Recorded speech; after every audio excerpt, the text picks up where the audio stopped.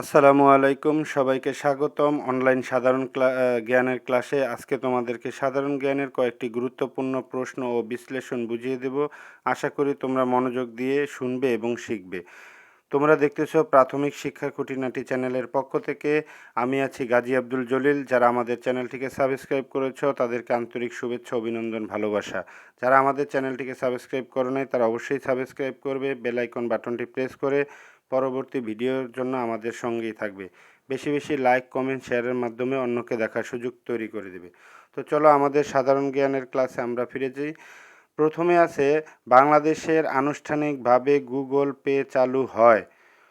আবার পড়তেছি, বাংলাদেশের আনুষ্ঠানিকভাবে গুগল পে চালু হয়। উত্তর হলো 24 জুন 2025।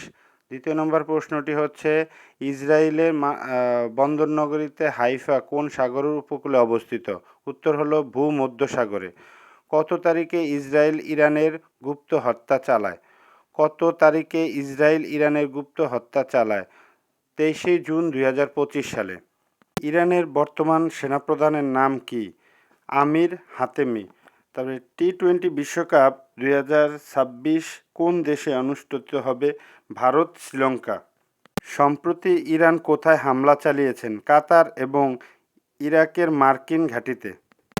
মেট্রো রেলের যাত্রী সুবিধার জন্য চালু হতে যাওয়া নতুন টিকিটিং সিস্টেমের নাম কি? উত্তর হলো ইউনিভার্সাল টিকিটিং সিস্টেম, ইউটিএস।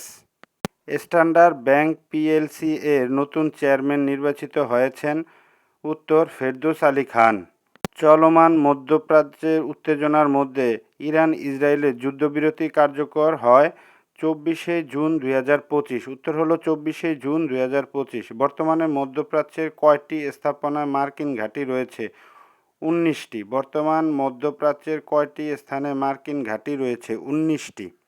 প্রিয় শিক্ষার্থী বন্ধুগণ, সাধারণ জ্ঞান ক্লাস আসলে আমাদের শুধু পরীক্ষার জন্যই নয়, বাস্তব জীবনেও কাজে লাগে। কারণ পৃথিবীতে বিভিন্ন ঘটনা, প্রযুক্তিগত উন্নয়ন সম্পর্কে জানলে আমরা জ্ঞানও আরও সমৃদ্ধ হয়।